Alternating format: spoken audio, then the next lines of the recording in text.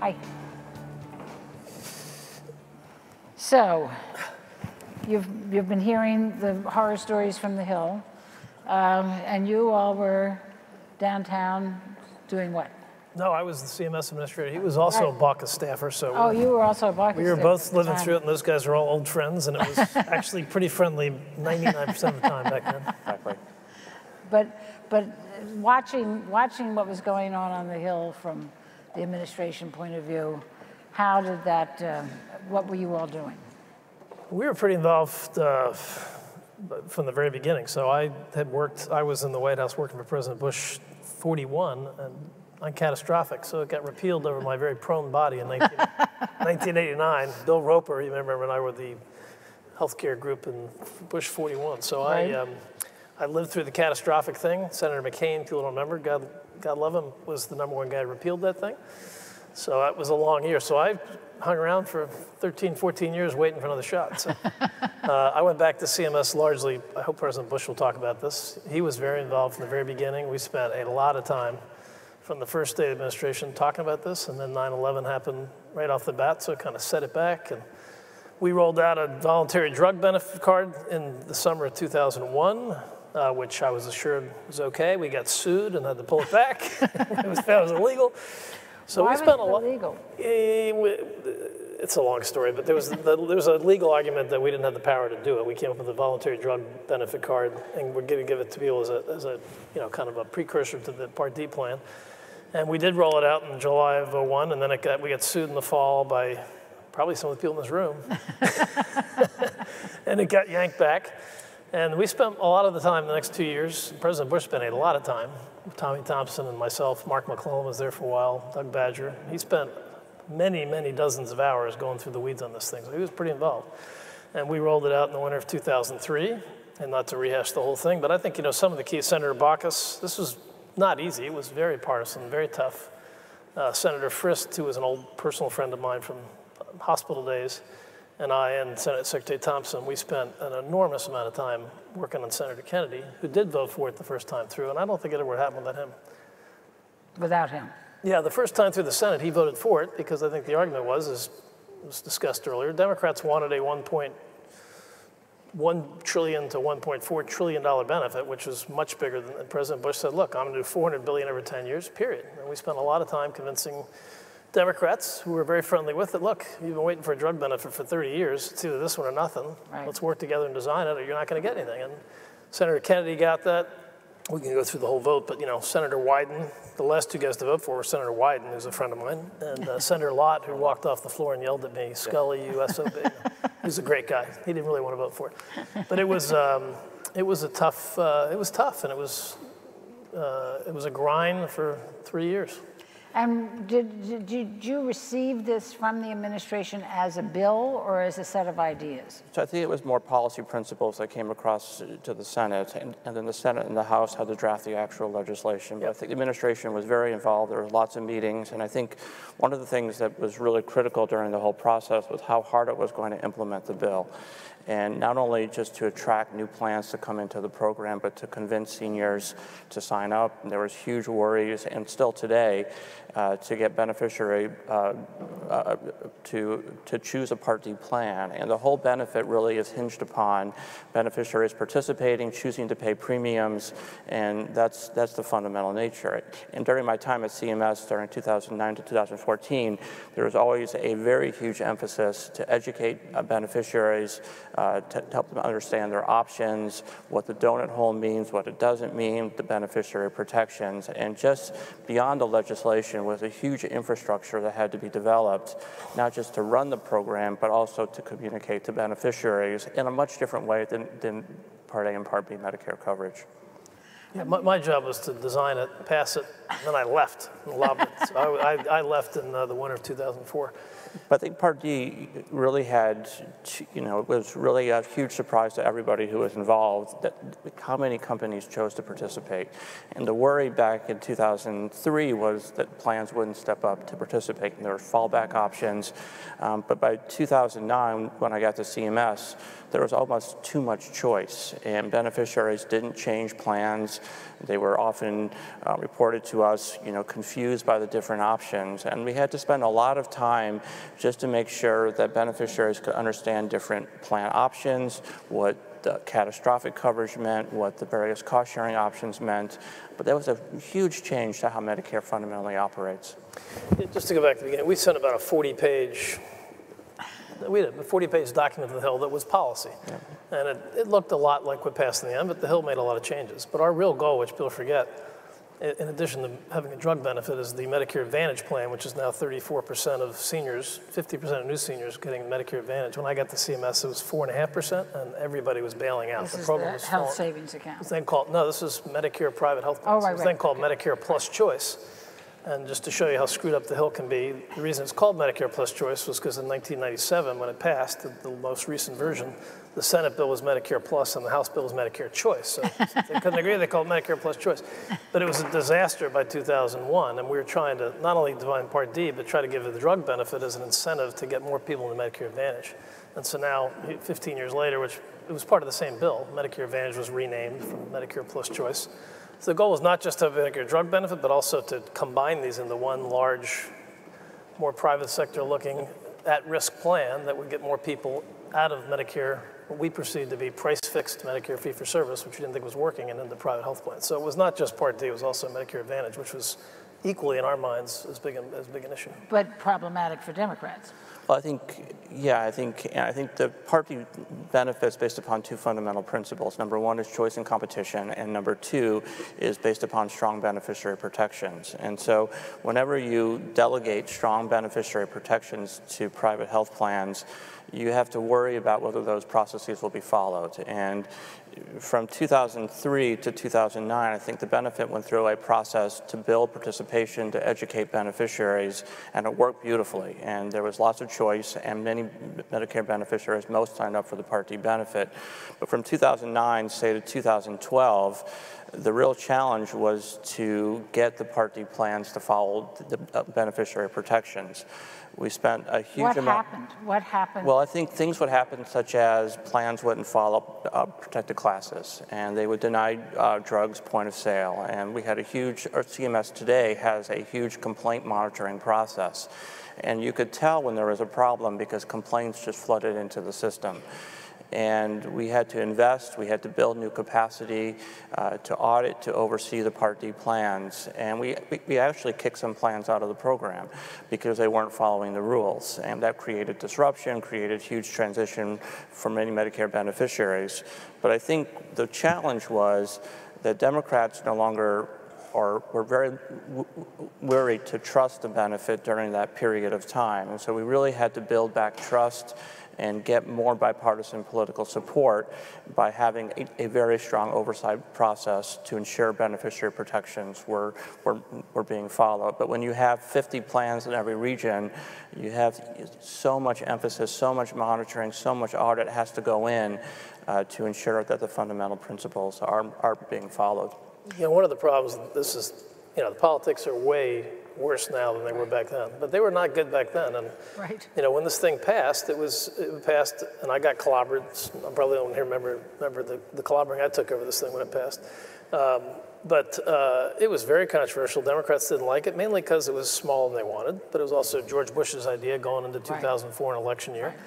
By the time the election came around, nobody remembered. It wasn't even an issue in the election, and it wasn't that big a deal, and it really wasn't that big. And 15 years later, outside of this conference, how many people remember that George W. Bush did this? I mean, he was very personally driving this thing.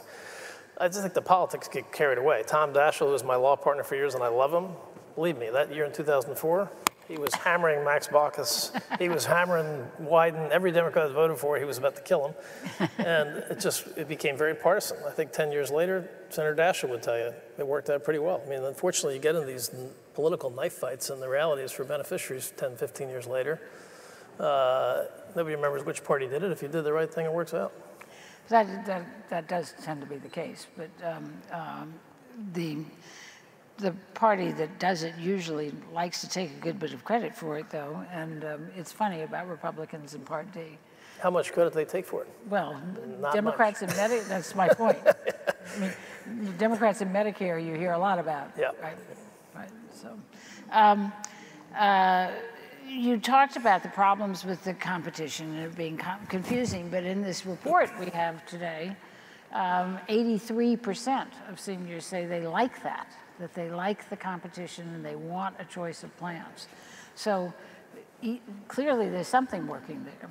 Yeah, I think the benefit has worked, I think, far better than any of us that were part of the process back in 2003 would have pictured or imagined.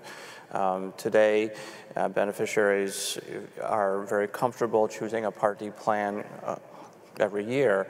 But I think we have to worry about certain aspects. Number one is, once a beneficiary picks a plan, do they stay in the plan? Plans can offer different benefits, they can offer different options, and most Medicare beneficiaries that select the Part D plan don't necessarily change year to year or even after 5 or 10 years when they could get a better benefit, better deal by changing plans. And so while competition has worked, I think we have to worry about whether or not people want to consider changing plans year to year. Because it's a pain, right? It's a pain. It's very complicated. You have to figure out sort of your pharmacy, and you have to figure out your network, and you have to figure out which drugs you're on and the different cost-sharing options. So it's challenging. We tried to narrow the options and really have the best possible options. And I think one policy choice for the future is, do we want 50 plans competing for beneficiary business or 5 or 10? When Tom came forward back during the Hill days, the argument was to have really few but really good choices. And we can argue it both ways. Does more plans bring more competition, or by being more selective, by choosing the best possible plans? That is one policy choice for the future. You got to remember, I mean, there's some hiccups along the way, but before 2006 and 2004, there was nothing. So this thing it was a significant enhanced benefit. And John is a thoughtful, sensitive, consumer-oriented Democrat, and I'm a cold-hearted Republican budget guy. So I mean, the thing that I think people miss most about Part D, and some of the pharma people here in the audience won't like this, is that we designed it particularly, the choice is important. The most important thing is risk. And we put the PBMs at risk, and the two biggest PBMs at the time, which were pharmacy benefit managers, which were Caremark and Medco, refused to participate. And I remember the CEOs, both of them are friends of mine, Matt Crawford and David Snow, in my office screaming at me when we were designing this thing, "You can't do this, we don't take risk, you don't understand our business." And I said, "I totally understand your business," which they still do on the commercial side. You get rebates from the drug companies in the back end, you get a fee on the front end from John Deere, whoever your client is, and the underlying drug costs you don't care about because you're not at risk. Right. We're gonna give you $3,000 and say, call me next year, you're at risk. And magically what happens when their cash is at risk? They move to generic drugs and they behave differently. And Part D has been flat, the premiums in Part D have been flat for 15 years almost. And the reason for that, the choice is part of it, is because the companies are at risk, and it is an insurance product, where the rest of the pharmacy world and the commercial side, which most employers don't understand, is they're not at risk. And people follow the incentives you create. And we very consciously create an incentive for this to be a private at-risk insurance plan. Medco didn't participate. It didn't exist a few years later as a result of that. Caremark didn't participate. Humana jumped in, AARP and United jumped in, and that's why it took off. And those guys got it right off the bat, and they created massive businesses out of it that were low margin and did very well. So still to this day, if you look at the Part D benefit, it works totally different than the commercial insurance benefit, and much, much, much better. Well, I mean, as Sandra said at the beginning, it's coming at $555 billion less than projected cost. I think there is one thing to keep in mind, is that when you look at press clips. You look at what's driving Medicare costs today, that it's not hospital, that it's not necessarily physician spend, but it is the Part D spend that is the cost driver today to the Medicare program. So Part D has done a phenomenal job in controlling costs for certain drugs that have competition within our therapeutic class. It arguably hasn't done as good a job for drugs that are single source drugs. And that's part of why Part D costs really are driving overall Medicare costs. And given the size and given the growth, that's going to be the policy choice for the future. If Congress wants to reduce Medicare spending, Part D needs to be part of that conversation. I think that's partially why the current team has opened up drug pricing for a policy debate. And that was something you all couldn't do, right? Which was what? Was do drug negotiations with. You know, this is This is one of my pet peeves. So when you get into this you can negotiate drug prices, and Medicare is 50% of the volume. So if you want to go negotiate, and I love the staff in Baltimore, you know, from my Democratic friends, we should negotiate drug prices. When you're 50% of the market, you do what you do in Medicare fee-for-service. You decide we pay every doctor the same amount. We're negotiating by having the government fix prices, which doesn't work. What we instead did was we came up with a system that basically has maybe too many, but 5 to 15 Part D plans in every region, and they're competing against each other, and their money's at risk. So they're definitely negotiating the prices, just do it against each other. And it's a much more market-oriented situation. So the idea that somebody in Baltimore or some person at agency should be sitting there negotiating the drug prices with Pfizer, Genentech or somebody, is just, that doesn't make sense. We create a system where these guys are negotiating against each other. So we delegated the negotiation, which, you know, the Defense Department doesn't sit around and set prices. It just doesn't make any sense. So I think it's a silly argument to say that we don't negotiate prices. The price has been flat for 15 years, intense negotiation. If there's any sensitivity to it, as John said, it's when you get in sole source drugs that are expensive. You know, when you're a PBM or you're a pharmacy benefit manager and you have your money at risk, you're going to be hesitant. I take Enbrel every week. It costs $1,800 a week. So, you know, if I were a senior in Medicare, my plan's probably going to be a little hesitant. I'm probably going to do a few prior authorizations on it before they start paying for Enbrel every week. Now, I don't blame them for that. You know, when it's not your money, you're not quite as careful when it's somebody else's. It's just the way it works. And do you think that works, that private negotiation? So in order to negotiate, to Tom's point, you have to be willing to say no. And the federal bureaucracy doesn't do well in that kind of environment. And so if Congress were to grant negotiating authority to the federal government, to CMS, there'd have to be very strong authority to say no. And that's not part of the process today. That's not part of the political process. And Tom is right. In order to negotiate, you have to be willing to take some drugs off formulary, which is a very, very difficult decision. So in terms of the current problems that we've been hearing about through the other panels, what would be your solutions in terms of cost for some people that is prohibitive still, and access?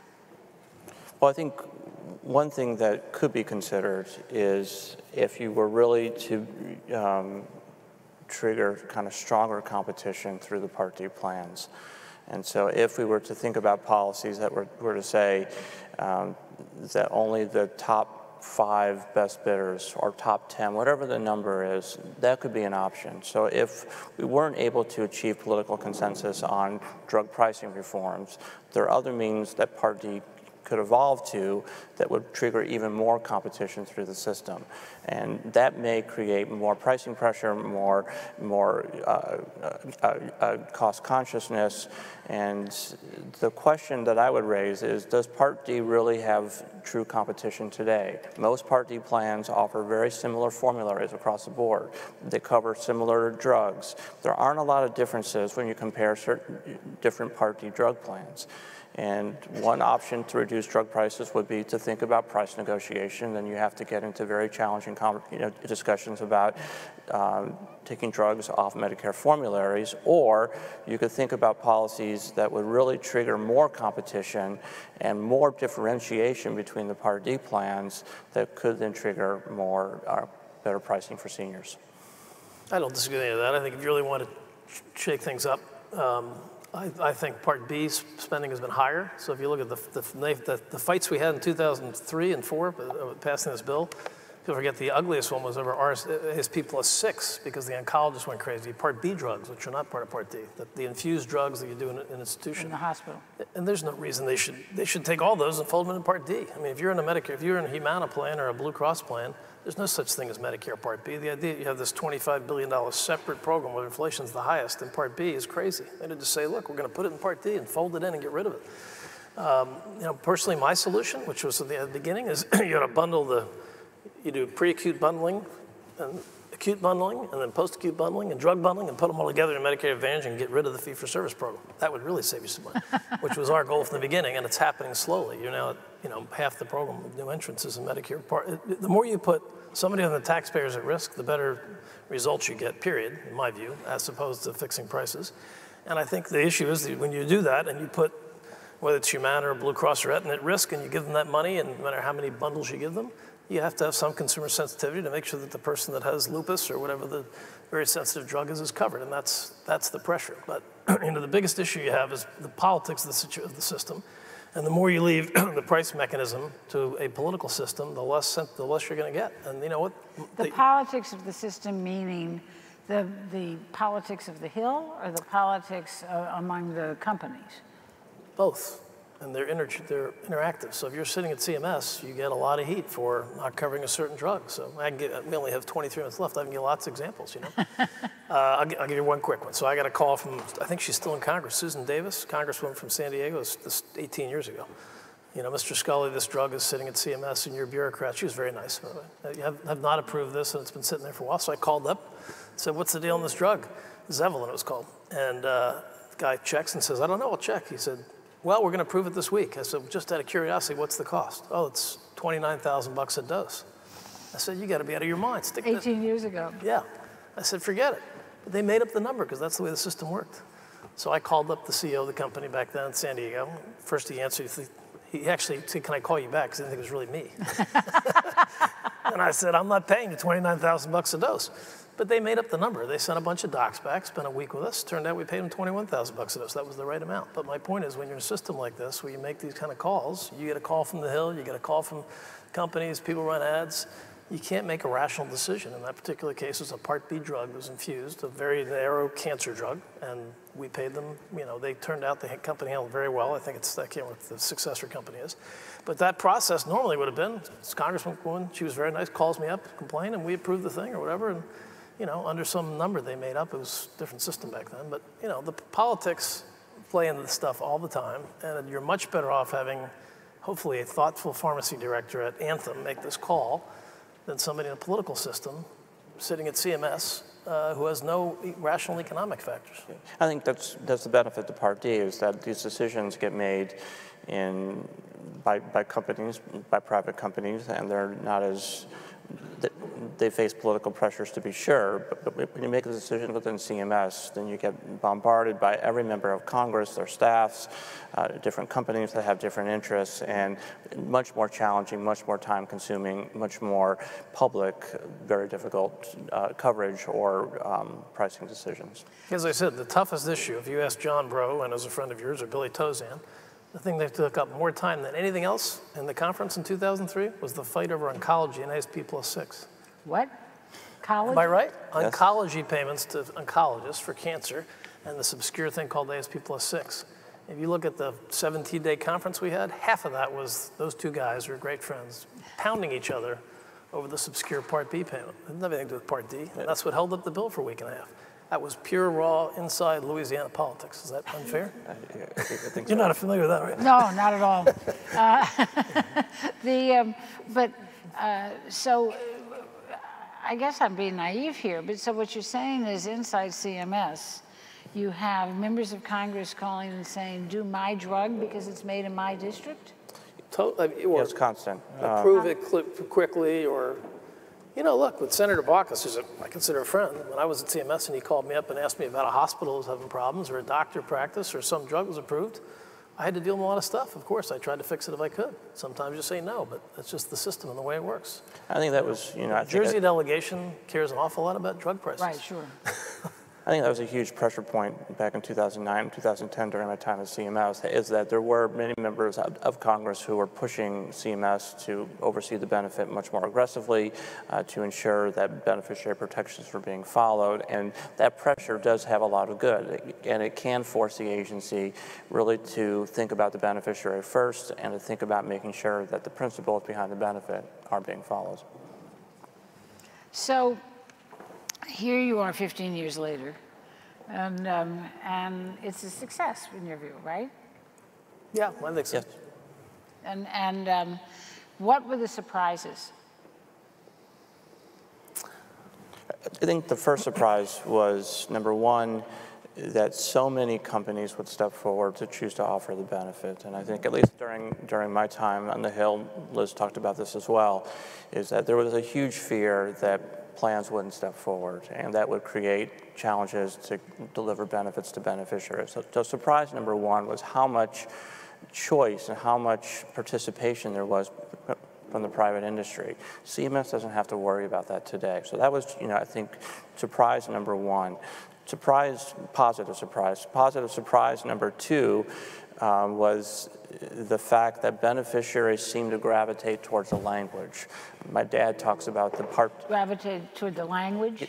The language, Part D donut hole, the coverage gap. This is common vocabulary that I think most Medicare beneficiaries understand pretty well. And I think the choice process has worked pretty well. I think most beneficiaries don't change plans very often once they choose one, but they go through the process and they pick a plan that best serves their need. I think that's surprise number two, positive. I think surprise number three, for me at least, is for certain populations, there was more disruption than I think we would have been comfortable with. So I think the dual eligible beneficiaries, those who are eligible for both Medicare and Medicaid, had to transition from state Medicaid benefits to Part D benefits.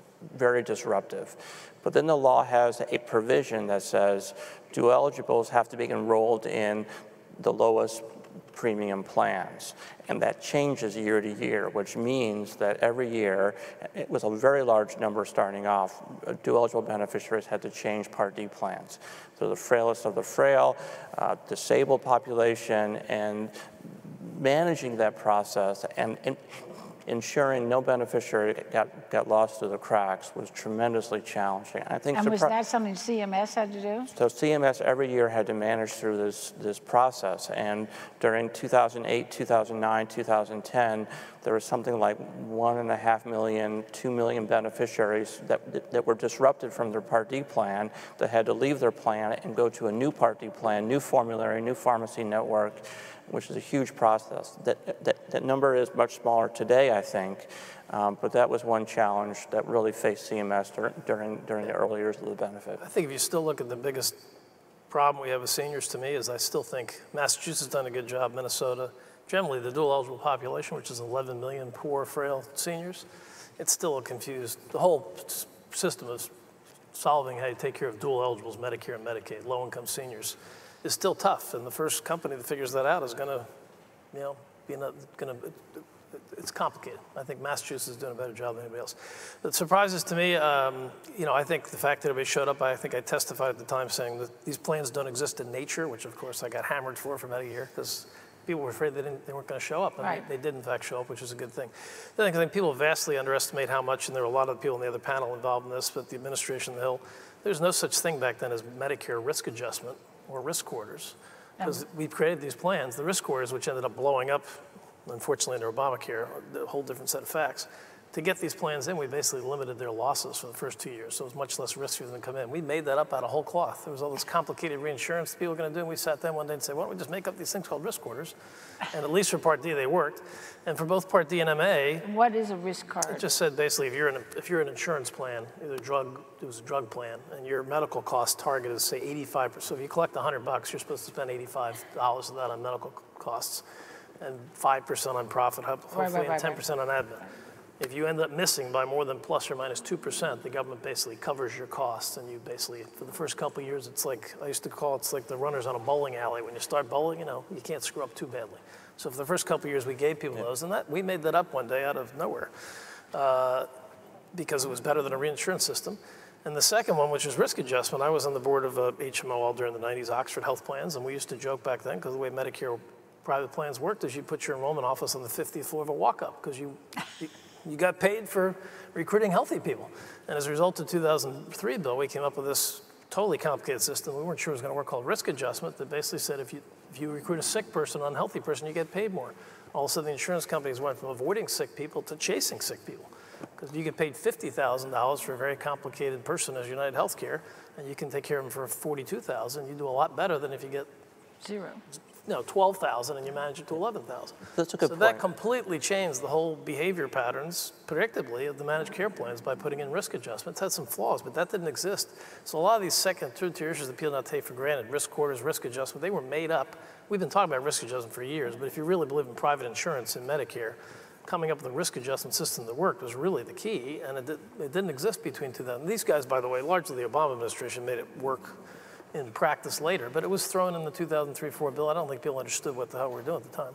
That's a good point. In Part D, I don't think, most people think Part D is pure competition, pure capitated payments to the Part D plans. They can manage the cost, when in truth, the federal government subsidizes much of the costs that Part D plans receive. And as plans lose money or can't capture back the full premium costs, the federal government makes a huge payment back to the Part D plans in order to make sure they're held whole and pay back those costs. Well, it makes sense. If you're in Washington, D.C., and you have Humana and United and a Blue Cross plan, and they all take different patients, and you happen to get 10% sicker patients as a population in the Blue Cross plan, you should theoretically have your payment adjusted for. That's roughly what it does. And it's sometimes inartful, but it's worked a lot. I mean, this is the reason why these plans have grown. Both Part D and MA, if you didn't have risk adjustment, it never would have worked. And is that what brought the people in? It's what brought the plans in, and it's also the plans That's come what in I and meant. make them. I meant the plans. If you can make sure, Absolutely. Part D was designed to have, a 3.5% to 4% margin, which is about what's happened, and MA is about 5%, and that's when you're a plan and you're sitting out there looking at a business and you know that you can do that without blowing up your health plan or your PBM. It's a predictable business, and if you want to be a government contractor, you want it to be predictable. That was a huge policy debate when the benefit was being debated, was how much should the federal government spend to encourage Part D plans to come into the program. And so I think at the time many Democrats felt that there was too much money coming in and too much subsidy and too much protection, and that money could be saved by having a public option. And that was a policy choice that was made by the Congress to really, kind of balance the tension between competition and choice, but really having the federal government provide the vast majority of the backstop and the reinsurance for the benefit. And that was a very balanced compromise. And so today, what has happened is that the federal government really backs up Part D plans through a huge subsidy, through a huge reinsurance mechanism, through a huge risk adjustment mechanism. And it's not a lot of risk that the Part D plans really manage. But that was a compromise that is still held today. But in net, the net margins, if you're sitting there as a business person trying to decide if you're United Healthcare or Optum and you want to be in Part D, it's a low margin, high volume business that has about a 4% margin, maybe 5% in some cases, but not many. And that's pretty good for an insurance product. And there are lots of cross subsidies, but it's predictable. And my own view is I'd rather have Optum or Express Scripts or somebody taking the risk with a low margin as a contractor to make these decisions rather than the government. Just having the government fix prices in the history of mankind, in any place, anywhere, fight price fixing has never worked. So were there things that you sent up to the Hill that you didn't get that you were really sad about? No, I think it's a long story. President Bush, who we hear later, she gives a lot of credit. He was pushing this. I took the job largely to do this, and Tommy Thompson was incredibly supportive the first day, and Bush was really involved. The governor of Wisconsin. He was the Secretary of Health, and I was the CMS administrator, and he's a great friend.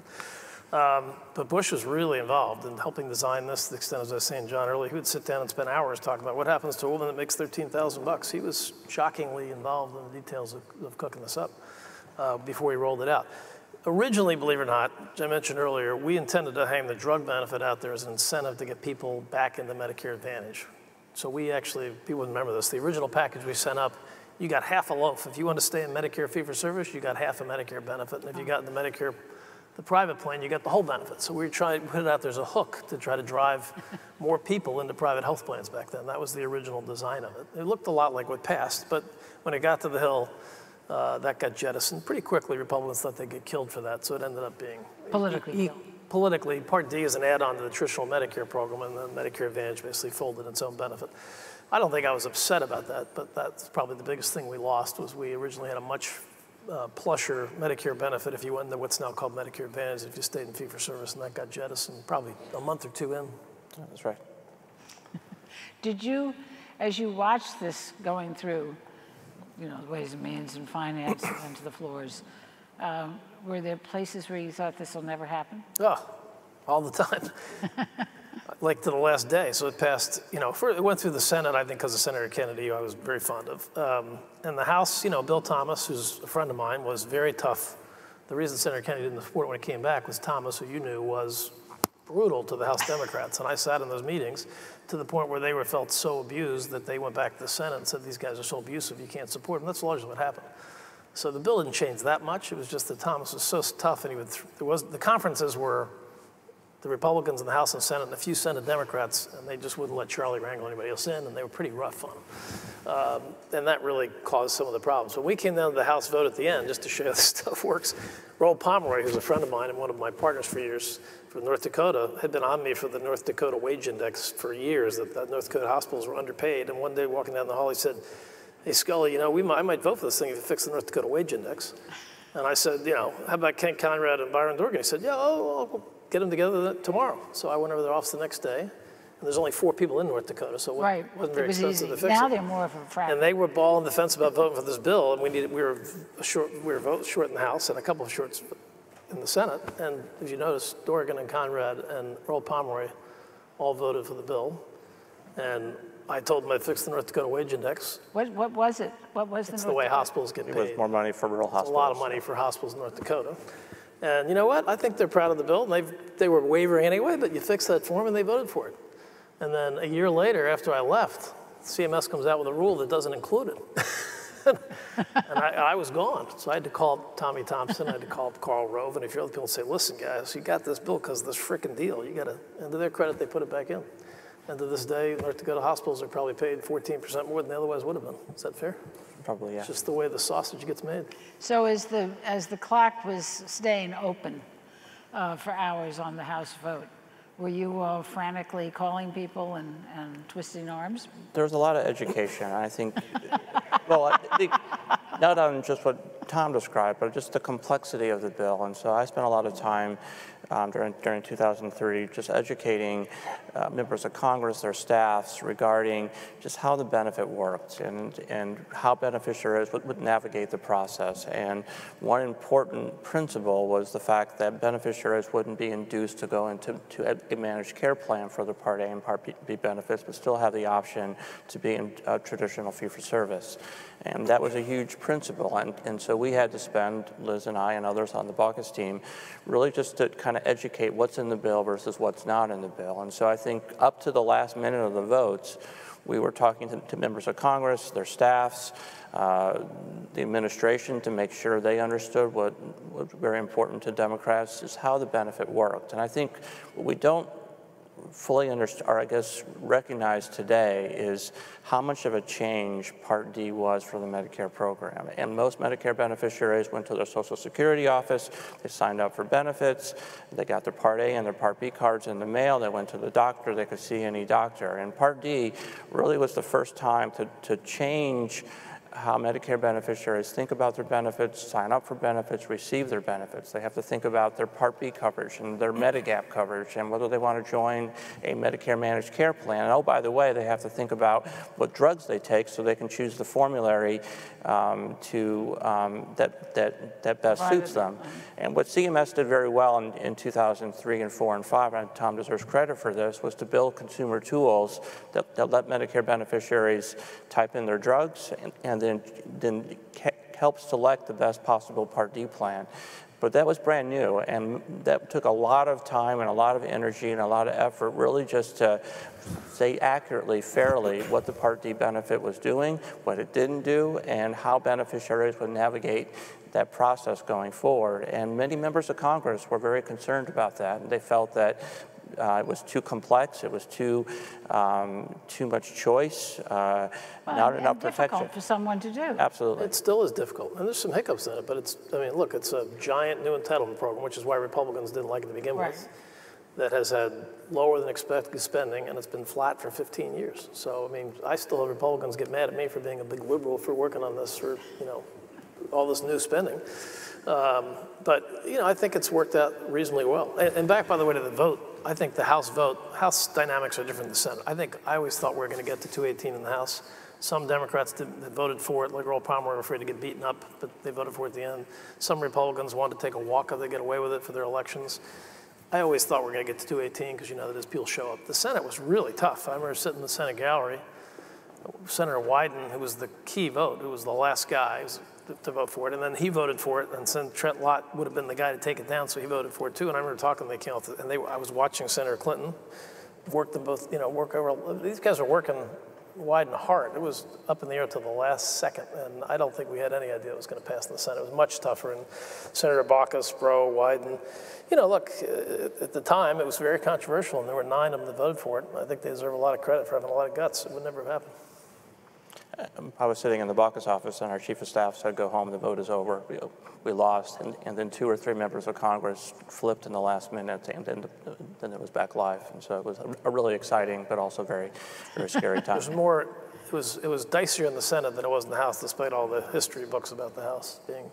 Why did you think you'd get to 218? Just the way the House works. I think we just had, I knew we had back then there was actually a blue dog Democrat group that was going to vote, that were kind of on board with it, and it doesn't really exist anymore. And I just think that, the way the votes work in the House, when the leadership knows they get to 218, there are a bunch of guys they let walk if they need to walk for their own political. If they need them, they vote for them. It's just the House dynamics are different. In the Senate, they're really 100 totally independent actors, and as you know, you never know what they're going to do. Is that fair? And the House tends to work more in big chunks. Well, and we heard earlier the chunks were all meeting on the various places on the floor, right? So now, if again, as I said to the other panel, if you have messages for these people to take out and go forth from this day forward, what would they be? I think a couple things from my perspective. I think it's important that we start to kind of understand whether or not Part D works as well as it could today, given its history, given its evolution. I think there's 2 choices that we in the community can make. We can say, great success, it's working well, or we can say, let's take a fresh look at how different pieces are working. Do we have the right level of competition? Should we do more to encourage more Medicare beneficiaries to think about changing plans year to year, or do we want them to have a very stable experience? Does the Part D program promote the best pricing? And can we think about other mechanisms to bring in more competitive prices? But I think there's a habit to think Part D works better than we thought maybe back in 2003, a habit to think about the costs are lower than predicted, so therefore all is good. But I think the program needs to go through a very healthy review and scrutiny, and if we are to think about reducing Medicare costs for the long term and making sure the program stays solvent for future generations of Medicare beneficiaries, the size, the growth rate, the speed of growth for Part D is such that any change to making the Medicare program more solvent is going to have to involve thinking about Part D, and we need to really, think through and decide whether or not the compromises that were made back in 2003 about balancing choice and competition and beneficiary protection are the same compromises that we want to make going forward. So I'd make bigger, broader points than I agree with all that. The politics are much nastier than they were I was just 15 years ago, which is sad. But I think there's a certain danger in reviewing this and going back and looking at it. Yeah, but it wasn't easy. If you remember in 2003, most people would not have bet we would have gotten this passed. And if you may remember, nobody else here is old enough. I got hammered for about a year afterwards for this terrible, horrible benefit that we, lied about the cost of. The good news is it drove me to New York, so it turned out well. I've been in New York the last 15 years.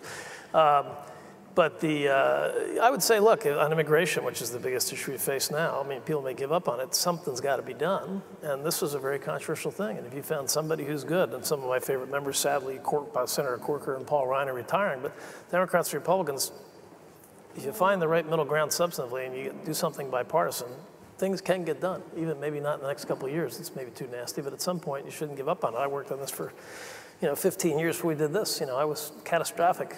Sadly, I'm old enough there. I remember getting run over by that train. So I'd say you have people to find middle grounds and work on a bipartisan basis. And secondly, I think the lesson to me of Part D is, I don't care what government program it is, well-regulated. And by the way, the Obama administration did a very good job of running MA and Part D in the 8 years they were there. It may not have been their idea to begin with, but they handled it very well, is putting somebody at risk other than the taxpayer when it's well-regulated works better. And whatever program you're in, whether it's the government used to build housing, and it looked a lot better to do housing vouchers. the government running an insurance company, fixing price to pay every doctor in hospitals doesn't work very well. Finding a way to give it to a Blue Cross plan or somebody else and having them take the risk, well regulated with reasonable margins, is a hell of a lot better. And I would say that across the board for virtually every government program. It's not just Medicare. Well, thank you. We're going to take a break now. We're going to have some lunch. And then we will hear from President Bush, who we've been hearing a lot about through this morning. And he is coming and joining us after lunch. So enjoy your lunch. Thank you. Thanks.